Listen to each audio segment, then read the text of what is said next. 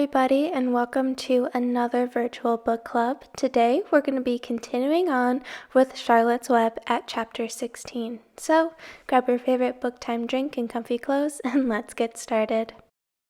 Chapter 16, Off to the Fair. The night before the county fair, everybody went to bed early. Fern and Avery were in bed by 8. Avery lay dreaming that the Ferris wheel had stopped and that he was in the top car. Fern lay dreaming that she was getting sick in the swings.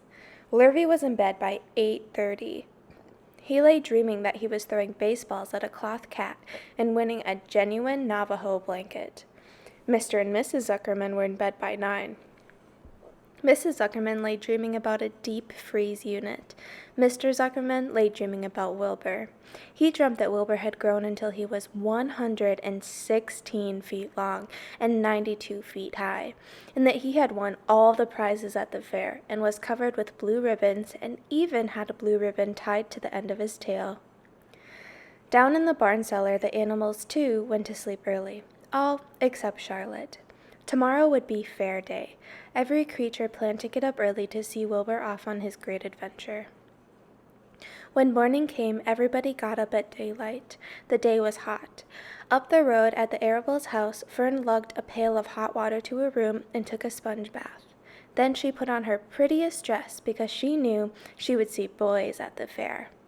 Mrs. Arable scrubbed the back of Avery's neck and wet his hair and parted it, and brushed it down until it stuck to the top of his head, all but about 6 hairs that stood up straight. Avery put on clean underwear, clean blue jeans, and a clean shirt. Mr. Arable dressed, ate breakfast, and then went out and polished his truck. He had offered to drive everybody to the fair, including Wilbur. Bright and early, Lurvy put clean straw in Wilbur's crate and lifted it into the pig pen. The crate was green. In gold letters it said, Zuckerman's Famous Pig. Charlotte had her web looking fine for the occasion. Wilbur ate his breakfast slowly. He tried to look radiant without getting food in his ears. In the kitchen, Mrs. Zuckerman suddenly made an announcement. Homer, she said to her husband, I am going to give that pig a buttermilk bath. A what? Said Mr. Zuckerman. A buttermilk bath. My grandmother used to bathe her pig with buttermilk when it got dirty. I just remembered. Wilbur's not dirty, said Zuckerman proudly. He's filthy behind the ears, said Mrs. Zuckerman. Every time Lurvy slaps him, the food runs down around the ears. Then it dries and forms a crust. He also has a smudge on one side where he lays in the manure. He lays in clean straw, corrected Mr. Zuckerman. Well, he's dirty, and he's going to have a bath. Mr. Zuckerman sat down weakly and ate a donut. His wife went to the woodshed. When she returned, she wore rubber boots and an old raincoat, and she carried a bucket of buttermilk and a small wooden paddle. Edith, you're crazy, mumbled Zuckerman. But she paid no attention to him. Together they walked to the pig pen. Mrs. Zuckerman wasted no time. She climbed in with Wilbur and went to work. Dipping her paddle in the buttermilk, she rubbed him all over. The geese gathered around to see the fun, and so did the sheep and lambs. Even Templeton poked his head out cautiously to watch Wilbur get a buttermilk bath.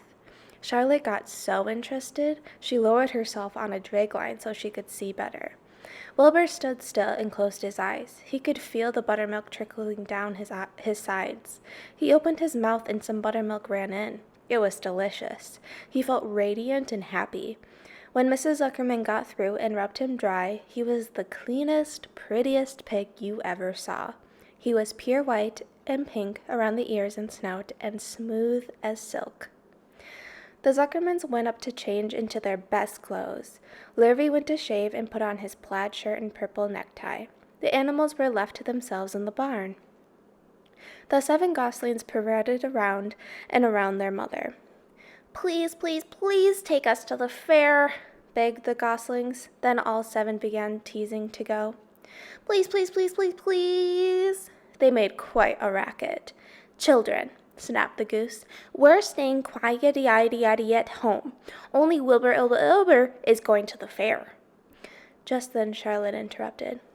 I shall go too, she said softly. I have decided to go with Wilbur. He may need me. We can't tell what may happen at the fairgrounds. Somebody's got to go along who knows how to write, and I think Templeton better come too. I might need somebody to run errands and do general work." "I'm staying right here," grumbled the rat. "I haven't the slightest interest in fairs." "That's because you've never been to one," remarked the old sheep. "A fair is a rat's paradise. Everybody spills food at the fair. A rat can creep out late at night and have a feast. In the horse barn you will find oats that the trotters and pacers have spilled. In the trampled grass of the infield you will find old discarded lunch boxes containing the foul remains of peanut butter sandwiches, hard-boiled eggs, cracker crumbs, bits of doughnuts, and particles of cheese. In the hard-packed dirt of the midway after the glaring lights are out and the people have gone home to bed, you will find a veritable treasure of popcorn fragments, frozen custard dribblings, candied apples abandoned by tired children, sugar fluff crystals, salted almonds, popsicles, partially gnawed ice cream cones, and the wooden sticks of lollipops. Everywhere is loot for a rat, in tents, in booths, in haylofts. Why, a fair has enough disgusting leftover food to satisfy a whole army of rats." Templeton's eyes were blazing. "Is it true?" he asked. "Is this appetizing yarn of yours true? I like high living, and what you say tempts me." "It is true," said the old sheep. "Go to the fair, Templeton. You will find the conditions at a fair will surpass your wildest dreams. Buckets with sour mash sticking to them, tin cans containing particles of tuna fish, greasy paper bags stuffed with rotten—" "That's enough," cried Templeton. "Don't tell me any more. I'm going." "Good," said Charlotte, winking at the old sheep. "Now then, there is no time to be lost. Wilbur will soon be put into the crate. Templeton and I must get in the crate right now and hide ourselves." The rat didn't waste a minute. He scampered over to the crate, crawled between the slates, and pulled straw up over him so that he was hidden from sight. "All right," said Charlotte. "I'm next." She sailed into the air, let out a dragline, and dropped gently onto the ground. Then she climbed the side of the crate and hid herself inside a knot-hole in the top board. The old sheep nodded. "What a cargo," she said. "That sign ought to say Zuckerman's Famous Pig and 2 stowaways." "Look out! The people are coming, umming," shouted the gander. "Cheese it, cheese it, cheese it!" The big truck with Mr. Arable at the wheel backed slowly down toward the barnyard. Lurvy and Mr. Zuckerman walked alongside. Fern and Avery were standing in the body of the truck, hanging on to the sideboards. "Listen to me," whispered the old sheep to Wilbur. "When they open the crate and try to put you in, struggle. Don't go without a tussle. Pigs always resist when they are being loaded." "If I struggle, I'll get dirty," said Wilbur. "Never mind that. Do as I say. Struggle. If you were to walk into the crate without resisting, Zuckerman might think that you were bewitched. He'd be scared to go to the fair."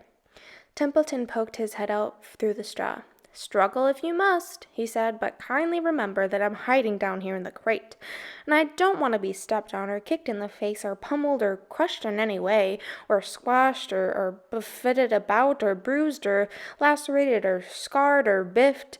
Just watch what you're doing, Mr. Radiant, when they get shoving you in." "Be quiet, Templeton," said the sheep. "Pull in your head. They're coming. Look radiant, Wilbur. Lay low, Charlotte. Talk it up, geese." The truck backed slowly to the pig pen and stopped.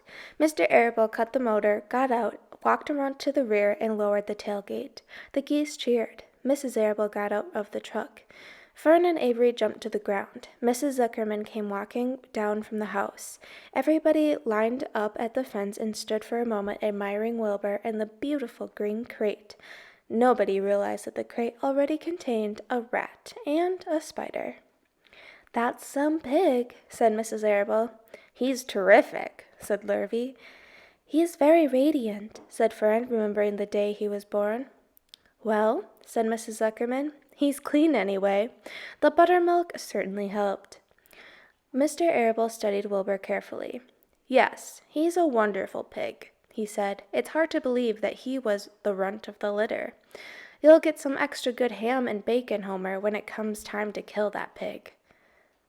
Wilbur heard these words, and his heart almost stopped. I think I'm going to faint, he whispered to the old sheep who was watching. Kneel down, whispered the old sheep. Let the blood rush to your head.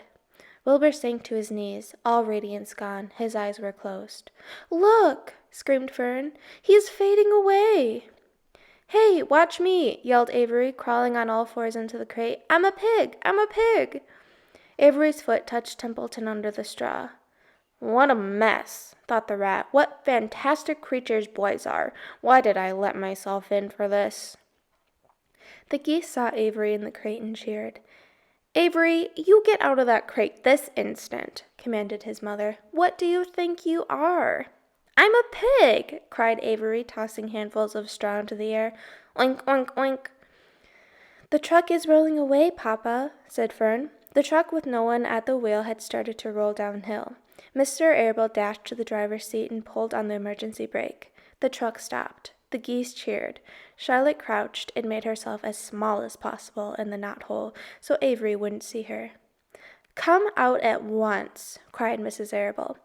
Avery crawled out of the crate on hands and knees, making faces at Wilbur. Wilbur fainted away. The pig has passed out, said Mrs. Zuckerman. Throw water on him.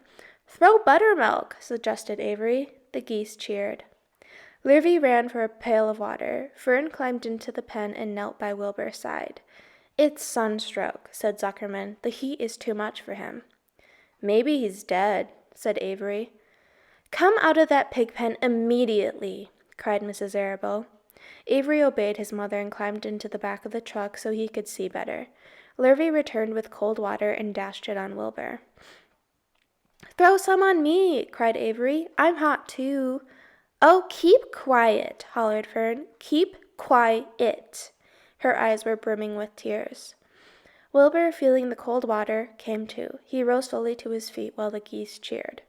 He's up, said Mrs. Arable. I guess there's nothing wrong with him. I'm hungry, said Avery. I want a candied apple. Wilbur's all right now, said Fern. We can start. I want to take a ride on the Ferris wheel. Mr. Zuckerman and Mr. Arable and Lurvy grabbed the pig and pushed him headfirst toward the crate. Wilbur began to struggle. The harder the men pushed, the harder he held back. Avery jumped down and joined the men. Wilbur kicked and thrashed and grunted. Nothing wrong with this pig, said Mr. Zuckerman cheerfully, pressing his knee against Wilbur's behind. All together now, boys. Shove! With a final heave, they jammed him into the crate. The geese cheered. Lurvy nailed some boards across the end so Wilbur couldn't back out. Then, using all their strength, the men picked up the crate and heaved it aboard the truck. They did not know that under the straw was a rat, and inside a knothole was a big gray spider. They only saw a pig. Everybody in, called Mr. Arable. He started the motor. The ladies climbed in beside him. Mr. Zuckerman and Lurvy and Fern and Avery rode on the back, hanging on to the sideboards. The truck began to move ahead. The geese cheered. The children answered their cheer, and away went everybody to the fair. Chapter 17. Uncle. When they pulled into the fairgrounds, they could hear music and see the Ferris wheel turning in the sky. They could smell the dust of the racetrack where the sprinkling cart had moistened it, and they could smell the hamburgers frying and see balloons aloft. They could hear sheep battling in their pens. An enormous voice over the loudspeaker said, "Attention, please. Will the owner of a Pontiac car, license number H2439, please move your car away from the fireworks shed?" "Can I have some money?" asked Fern. "Can I too?" asked Avery. "I am going to win a doll by spinning a wheel, and it will stop at the right number," said Fern. "I'm going to steer a jet plane and make it bump into one another." "Can I have a balloon?" asked Fern. "Can I have a frozen custard and a cheeseburger and some raspberry soda pop?" asked Avery. "You children be quiet till we get the pig unloaded," said Mrs. Arable. "Let's let the children go off by themselves," suggested Mr. Arable. "The fair only comes once a year." Mr. Arable gave Fern 2 quarters and 2 dimes. He gave Avery 5 dimes and 4 nickels. "Now run along," he said, "and remember, That money has to last all day. Don't spend it all the first few minutes. And be back at the truck at noontime so we can all have lunch together. And don't eat a lot of stuff that's going to make you sick to your stomachs. And if you go in those swings, said Mrs. Arabelle, you hang on tight. You hang on very tight. Hear me? And don't get lost, said Mrs. Zuckerman, and don't get dirty. Don't get overheated, said their mother. Watch out for the pickpockets, cautioned their father, and don't cross the racetrack when the horses are coming, cried Mrs. Zuckerman. The children grabbed each other by the hand and danced off in the direction of the merry-go-round, toward the wonderful music and the wonderful adventure and the wonderful excitement, into the wonderful midway where there would be no parents to guard them and guide them, and there where they could be happy and free and do as they pleased. Mrs. Arabelle stood quietly and watched them go. Then she sighed. Then she blew her nose. "Do you really think it's all right?" she asked. "Well, they've got to grow up sometime," said Mr. Arabelle. "And a fair is a good place to start, I guess." While Wilbur was being unloaded and taken out of his crate and into his new pig pen, crowds gathered to watch. They stared at the sign, Zuckerman's Famous Pig. Wilbur stared back and tried to look extra good. He was pleased with his new home. The pen was grassy and it was shaded from the sun by a shed roof. Charlotte, watching her chance, scrambled out of the crate and climbed a post to the underside of the roof. Nobody noticed her. Templeton, not wishing to come out in broad daylight, stayed quietly under the straw at the bottom of the crate. Mr. Zuckerman poured some skim milk into Wilbur's trough, pitched clean straw into his pen, and then he and Mrs. Zuckerman and the Arabelles walked away toward the cattle barn to look at purebred cows and to see the sights. Mr. Zuckerman particularly wanted to look at tractors. Mrs. Zuckerman wanted to see a deep freeze. Lurvy wandered off by himself, hoping to meet friends and have some fun on the midway. As soon as the people were gone, Charlotte spoke to Wilbur. "It's a good thing you can't see what I see," she said. What do you see?" asked Wilbur. "There's a pig in the next pen, and he's enormous. I'm afraid he's much bigger than you are." "Maybe he's older than I am, and has had more time to grow," suggested Wilbur. Tears began to come to his eyes. "I'll drop down and have a closer look," Charlotte said. Then she crawled along a beam till she was directly above the next pen. She let herself down on a drag line until she hung in the air in front of the big pig's snout. "May I have your name?" she asked politely. The pig stared at her. "No name," he said in a big, hearty voice. "Just call me Uncle." "Very well, Uncle," replied Charlotte. "What is the date of your birth? Are you a spring pig?" "Sure, I'm a spring pig," replied Uncle. "What did you think I was, a spring chicken? That's a good one, eh, sister?" "Mildly funny," said Charlotte. "I've heard funnier ones, though. Glad to have met you, and now I must be going." She ascended slowly and returned to Wilbur's pen. "He claims he's a spring pig," reported Charlotte, "and perhaps he is. One thing is certain, he has a most unattractive personality. He is too familiar, too noisy, and he cracks weak jokes. Also, he's not anywhere near as clean as you are, nor as pleasant. I took quite a dislike to him in our brief interview. He's going to be a hard pig to beat, though, Wilbur, on account of his size and weight. But with me helping you, it can be done." "When are you going to spin a web?" asked Wilbur. "This afternoon, late, if I'm not too tired," said Charlotte. The least thing tires me these days. I don't seem to have energy I once had. My age, I guess." Wilbur looked at his friend. She looked rather swollen, and she seemed listless. "I'm awfully sorry to hear that you're feeling poorly, Charlotte," he said. "Perhaps if you spin a web and catch a couple of flies, you'll feel better." "Perhaps," she said wearily, "but I feel like the end of a long day. Clinging upside down to the ceiling." She settled down for a nap, leaving Wilbur very much worried. All morning people wandered past Wilbur's pen. Dozens and dozens of strangers stopped to stare at him and to admire his silky white coat, his curly tail, his kind and radiant expression. Then they would move on to the next pen, where the bigger pig lay. Wilbur heard several people make favorable remarks about Uncle's great size. He couldn't help overhearing these remarks, and he couldn't help worrying. And now, with Charlotte not feeling well, he thought, oh dear. All morning Templeton slept quietly under the straw. The day grew fiercely hot. At noon the Zuckermans and the Arabelles returned to the pig pen. Then, a few minutes later, Fern and Avery showed up. Fern had a monkey doll in her arms and was eating Cracker Jack.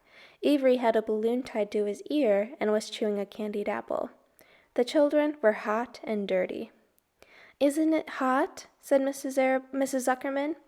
"It's terribly hot," said Mrs. Arable, fanning herself with an advertisement of a deep freeze. One by one they climbed into the truck and opened lunch boxes. The sun beat down on everybody. Nobody seemed hungry. "When are the judges going to decide about Wilbur?" asked Mrs. Zuckerman. "Not till tomorrow," said Mr. Zuckerman. Lurvy appeared carrying an Indian blanket that he had won. "That's just what we need," said Avery, "a blanket." "Of course it is," replied Lurvy, and he spread the blanket across the sideboards of the truck so that it was like a little tent. The children sat in the shade under the blanket and felt better. After lunch, they stretched out and fell asleep. All right, that's everything for chapters 16 and 17. I hope you'll catch me next time as we continue on with chapter 18. Until then, I hope you have a great day. Bye!